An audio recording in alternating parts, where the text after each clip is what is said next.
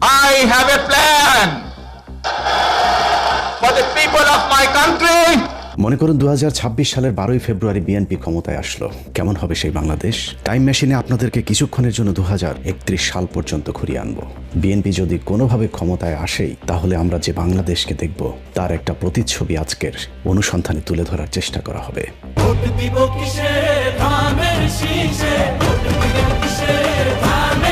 মনে করুন 12ই ফেব্রুয়ারি নির্বাচনে বিএনপি ধানের শীষ বিজয়ী হলো এবং বিএনপি সরকার গঠন করলো। তাহলে বিএনপি 12 তারিখের নির্বাচনে বিজয়ী হয়ে সরকার গঠন করলে কেমন হবে তার ভবিষ্যৎ সরকার, সেটা বুঝতে হলে তার অতীত ইতিহাস একটু দেখে আসতে হবে।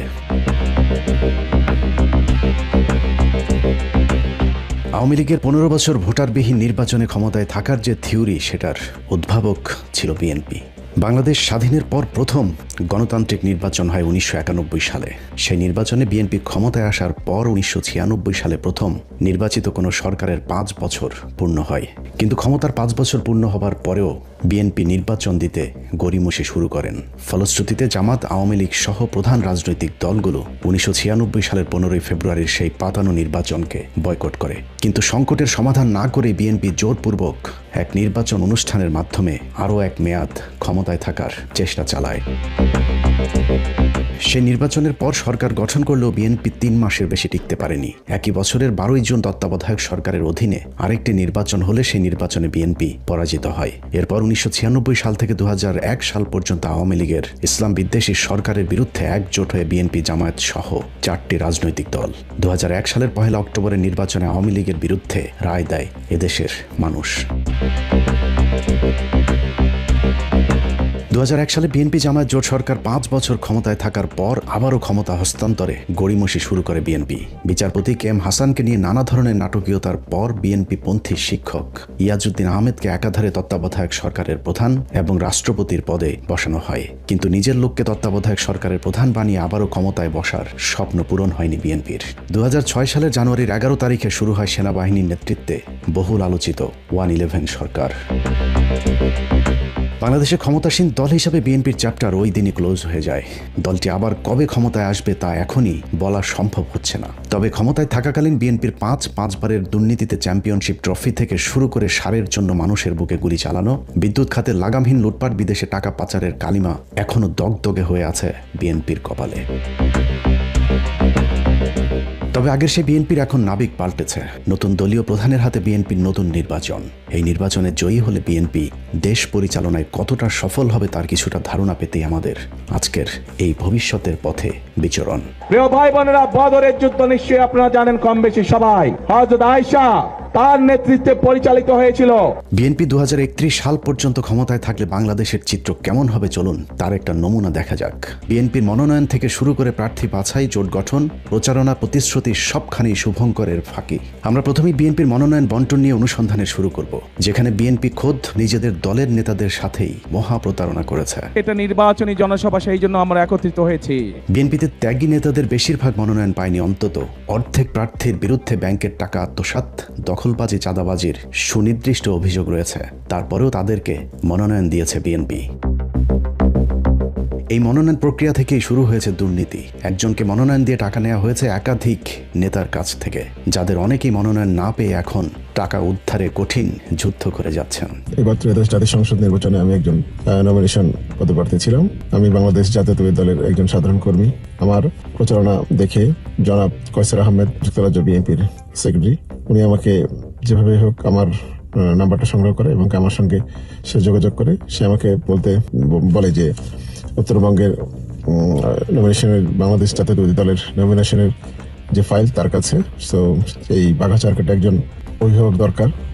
এই অভিভাবকের সন্ধানে তারা খুঁজতেছে, কিন্তু ভালো কোনো অভিভাবক পাচ্ছে না। তারা আমাকে পছন্দ করে চয়েস করেছে, সেটা আমাকে নমিনেশন দিতে চায়। তো পার্টি ফান্ডে আমাকে 3 কোটি টাকা দিতে হবে। সে জনাব তারেক রহমান খুব ঘনিষ্ঠ ভজন কাছের লোক, আমি বিশ্বাস করি এবং আমি তাকে 65 লক্ষ টাকা আমার আত্মীয় স্বজনের মাধ্যমে তার 2টা অ্যাকাউন্ট আমার দেয়, সে অ্যাকাউন্টে জমা করি। দেখলাম 1 মাস পার হয়ে গেল, পারে না। আমি বুঝতে পারছি সে পারেনি, সে আমার সাথে ফ্রড করেছে। এই চিত্র প্রায় বিএনপির প্রতিটি আসনেই। কোথাও টাকা দিয়ে ব্যর্থ হয় ত্যাগী নেতারা মনোনয়ন পাননি, কোথাও টাকা দিয়ে মনোনয়ন পেয়েছেন, আবার কোথাও আম ছালা দুটোই হারিয়েছেন। জাহিদের সাথে মানে সবাই জানে, আপনি যারা সবাই জানে। এই লোক পাইছে আপনার এই যে মহাসচিবের সাথে তার একটা ভালো সম্পর্ক, হ্যাঁ, মহাসচিবের মাধ্যমে আর রংপুর বিভাগীয় সাংগঠনিক সম্পাদক আসাদ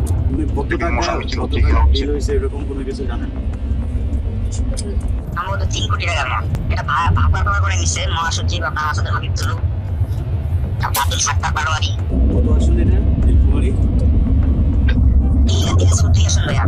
আমরা আন্দোলন সংগ্রাম এত কষ্ট করলাম, এই করে এখন যে সুদিন দেখলো আবার উনি টাকা আছে, এইসব মানুষের তো সুযোগ আছে ভাই, ওরা তো আসলে জায়গা পেয়ে যায়। এরা মানুষের তো অনেক সমস্যা। এর চ্যানেল কে কার মাধ্যমে ইয়ে করছে? এর চ্যানেল হলো ডাক্তার জাহিদ। এক্স্যাক্টলি কোনো অ্যামাউন্ট জানছেন যে কত টাকা দিছে বা কি এরকম কিছু জানতে পারছেন? উনি তো নিজেই প্রকাশ্যে বলছে আমার 100 কোটি টাকা লাগলো, আমি আনবো, যেমনি হোক আমি আনবো। 3.5 কোটি টাকা কন্ট্যাক্ট করছিল আমার সাথে। আচ্ছা, আমাকে চাইছে, এটা আমি মানতে জানি, তো হওয়ার কথা না। তারপর যেভাবে বলছে আর কিভাবে করছি, তো এখন তো আমাকে বললো যে আগে 70 লাখ টাকা আগে দিতে হবে, পরে নমিনেশন পেলে বাকিটা, এরকম কথা তো ছিল, বলছে। তা এখন আমাকে যখন বলছে টাকা দিয়ে দিচ্ছে আগে, কিন্তু দেখলাম চাঁদ সাহেবকে যখন ফখরুল সাহেব ইগনোর দিল, তখন আমি কাউসারকে ফোন দিলাম। আপনি বললেন যে নমিনেশন আমাকে দিবেন, তারেক রহমান আমাকে দিবে, এটা বললো। আপনি বলছেন তো ওই নমিনেশন তো ওনাকে দিল। তো তখন মানে সে বলছিল যে যদি ওয়েট করে 1 সপ্তাহ, যদি নমিনেশন তুমি না পাও তোমার টাকা রিফান্ড করে দিব। টাকা দেখি 65 লাখ, 70 লাখ দিইনি, 65 লাখ দিচ্ছিলাম। সবচেয়ে ধোঁকা খেয়েছেন বিএনপির সাথে যারা জোট করেছেন তারা। অনেক স্বপ্ন নিয়ে জোটে যারা অংশ নিয়েছিলেন তাদের সকলেই এখন ছেড়ে দেমা কেঁদে বাঁচে অবস্থা। এই যেমন নিজের দলের সাধারণ সম্পাদকের পদ থেকে পদত্যাগ করে বিএনপিতে যোগ দিয়ে স্বপ্ন দেখেছিলেন যদি একবারের জন্য এমপি হওয়া যায়, কিন্তু ধানের শীষ প্রতীক রাশেদ খানকে দেয়া হলেও বিএনপি কৌশলে তাদের আরেকজন প্রার্থীকে স্বতন্ত্র হিসেবে দাঁড় করিয়ে দেন ঝিনাইদহ 4 আসনে। দিন যত যাচ্ছে রাশেদ খান বুঝতে পেরেছে বিএনপির ভয়ঙ্কর ফাঁদে একুল উকুল সবই হারিয়েছেন তিনি। বিএনপির স্বতন্ত্র প্রার্থীর তাণ্ডবে রাশেদ খান নির্বাচনের মাঠে কোণঠাসা হয়ে পড়েছে। পরিস্থিতি যা দাঁড়িয়েছে, ঝিনাইদহ 4 আসনে রাশেদ খান তার নিজের ভোটটাও দিয়ে এলাকা ছাড়তে পারবেন কিনা তা নিয়ে সংশয় তৈরি হয়েছে, কারণ রাশেদ খানকে এরই মধ্যে অবাঞ্ছিত ঘোষণা করেছে ঝিনাইদহের বিএনপির নেতাকর্মীরা।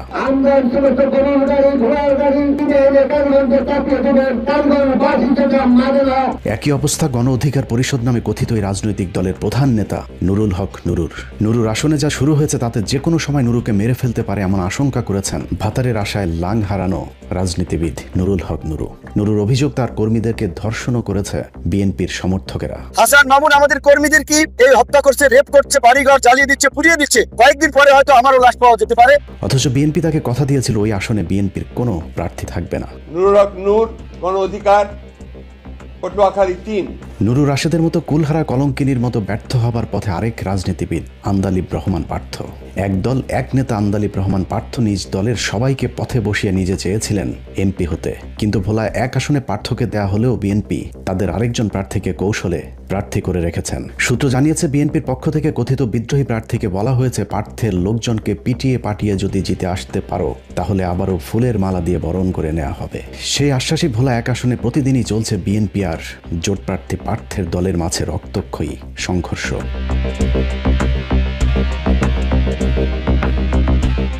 এভাবে বিএনপির জোটে যারা গিয়েছেন তাদের সকলেই এখন বিএনপির সাথে জোট করার কর্মফল ভোগ করছেন। অথচ জামায়াত ইসলামের জোটে যারা অংশ নিয়েছেন তাদের প্রার্থিতা ঘোষণার সাথে সাথেই জামায়াত ইসলামের সম্ভাব্য প্রার্থীরা তাদের প্রার্থিতা প্রত্যাহার করে নিয়েছেন।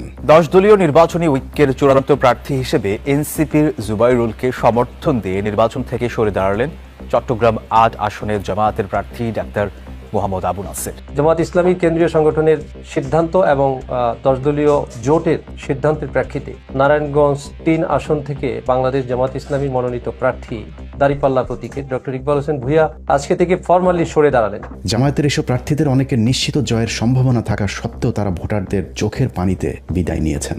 এটা কোনোভাবে আমি নিতে পারতেছি না। আজকে যাকে দেওয়া হয়েছে